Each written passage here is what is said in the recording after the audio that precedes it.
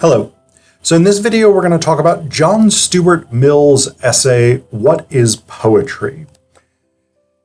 This is an interesting essay in part because it reflects the sort of complicated nature of John Stuart Mill's philosophy. So John Stuart Mill was the son of James Mill.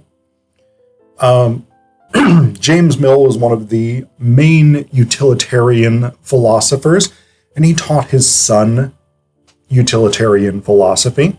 And so that was the sort of roots of John Stuart Mill's education and worldview. But quite early in life, and John Stuart Mill was something of a child prodigy, I guess, in a way. He was reading and thinking at a very high level by his early to mid-teens. But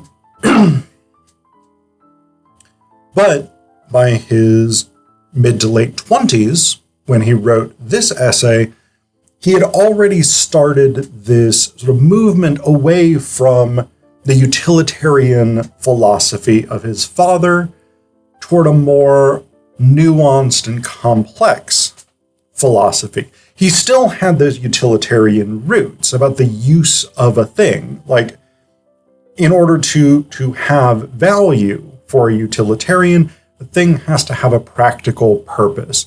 And the idea essentially of utilitarianism is to maximize returns. That's a somewhat economic way of putting it, financial way of putting it, but the premise of utilitarianism essentially is finding the greatest good for the greatest number of people. But it takes a very pragmatic, practical approach to that, meaning that things like the arts are simply not valued. They're not seen as important. They're not seen as major contributions to society because they don't do anything practical. And so this is an interesting one because John Stuart Mill is about 26, 27 when he writes What is Poetry, which initially is written in 1833 or published in 1833. And what one would expect from a utilitarian philosopher talking about poetry would be something along the lines of poetry is wasteful, it's a distraction, it's whatever it is. But we don't get that. What we get from John Stuart Mill is very different than what we would expect from his father.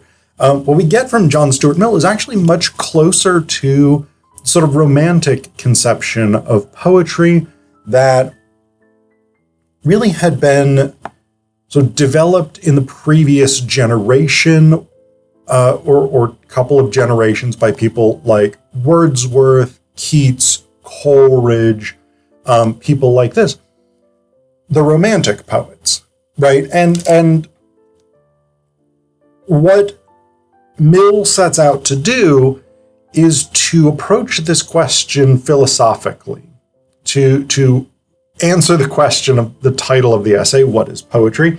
And to do it in a logical, rational, philosophical sense. So there's something almost Aristotelian for me about the approach that Mill takes to this. Aristotle, one of the things that he did that was, in my view, different than people like Socrates and Plato, his forerunners, his teachers, was that Aristotle became really interested in categorization. What is a thing? What are its characteristics? What are the other types of things relative to it? And Mill takes this same approach. So he considers poetry in the context of other forms of expression or other forms of art. And so the first thing that he sort of stacks it up against is prose. And one of the things he says here, and this is an initial sort of definition, it's not his final definition, but it is an important building block in Mill's understanding of what poetry is. So he says, the object of poetry is confessedly to act upon the emotions, and therein is poetry sufficiently distinguished from what Wordsworth affirms to be its logical opposite, namely, not prose, but matter of fact or science. So it's not exactly prose, but it's expressed in prose. Sorry. The one addresses itself to the belief, the other to the feelings. The one does its work by convincing or persuading, the other by moving. The one acts by presenting a proposition to the understanding, the other by offering interesting objects of contemplation to the sensibilities. So, the subject matter of poetry, or I don't want to say subject matter necessarily, because that's not quite right. What poetry expresses is an emotional experience rather than descriptive experience, rather than an analytical experience, whatever it is. Poetry reflects the way in which the world is felt, emotionally felt, affectively felt. And this becomes really central to Mill's definition, but he goes on to refine this in a couple of ways. So one refinement that he gives us, he says here, poetry, when it is really such, is truth, and fiction also, if it is good for anything, is truth, but they are different truths. The truth of poetry is to paint the human soul truly. The truth of fiction is to give a true picture of life. The two kinds of knowledge are different and come by different ways, come mostly to different persons. Great poets are often proverbially ignorant of life. What they know has come by observation of themselves.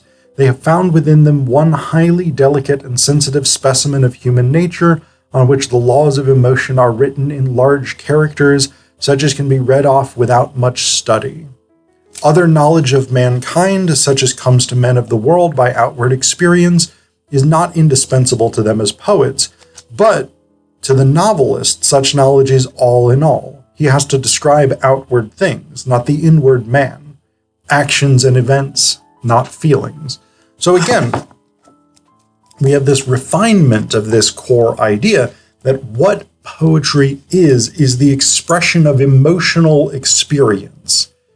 And Mill is starting to move toward this idea that sort of becomes the ultimate culmination of his argument in this essay, that poetry specifically is the expression of an individual emotional experience, but an individual emotional experience that represents the sort of highest form of human feeling, right? That this is the pinnacle of emotional experience in itself, that the focus of the poem is that emotional experience in itself, and anything else that is in the poem is incidental, or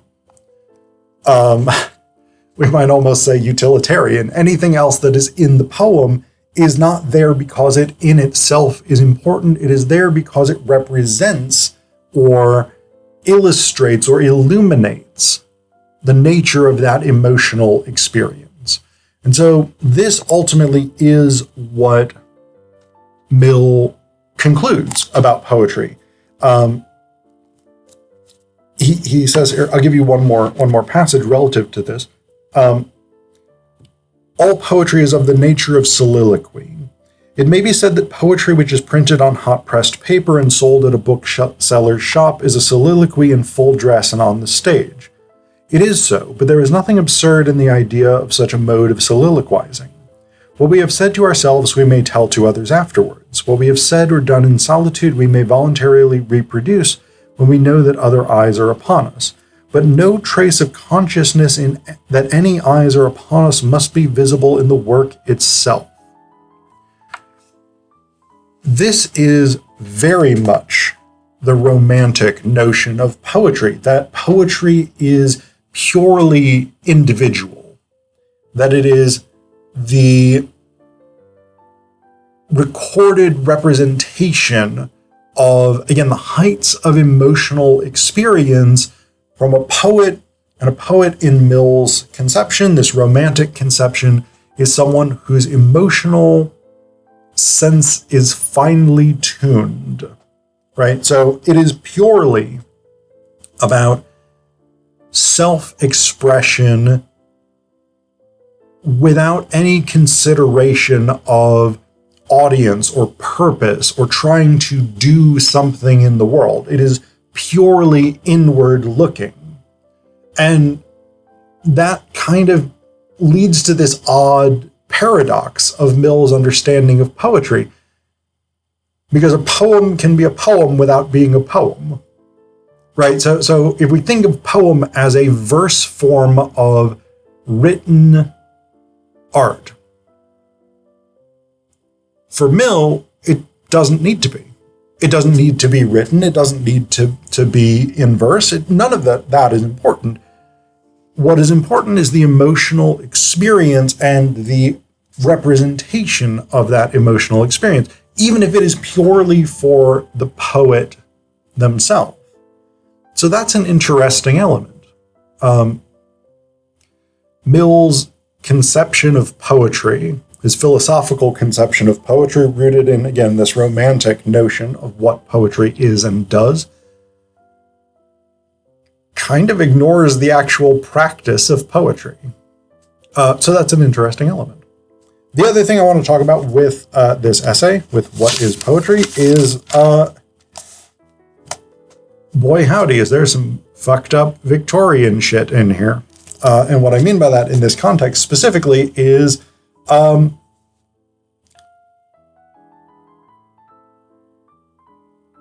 racism and Anglocentrism. Mill is clearly not just racist against people of color.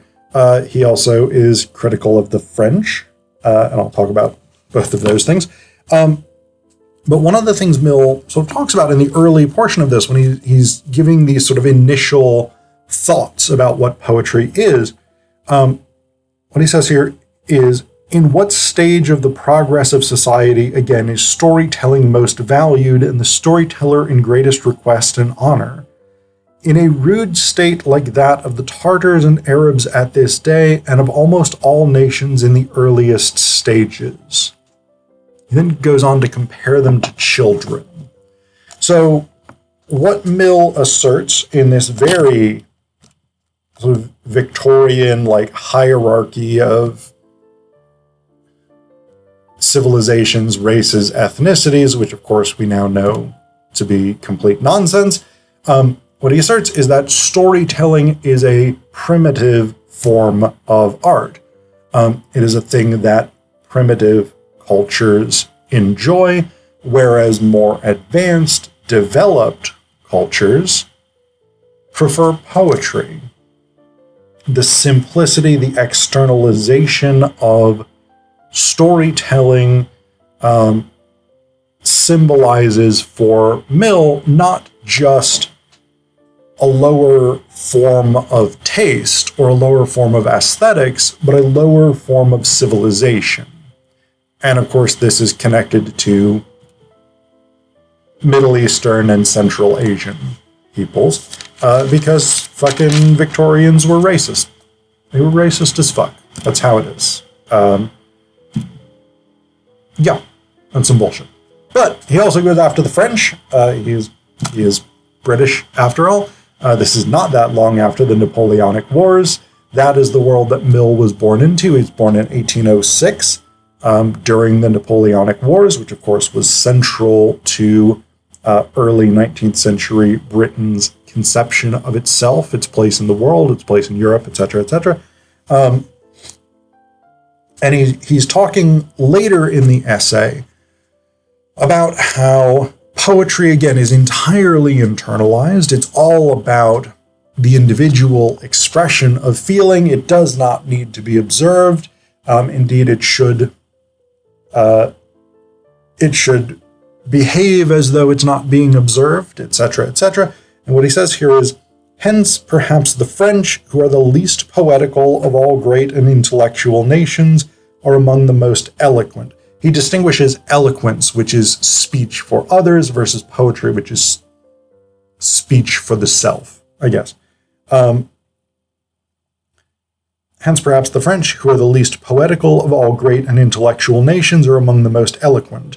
The French also being the most sociable, the vainest, and the least self-dependent. Again, pretty fucked up. Yeah. John Stuart Mill, great philosopher, still fucking got that garbagey Victorian racism. What are you gonna do?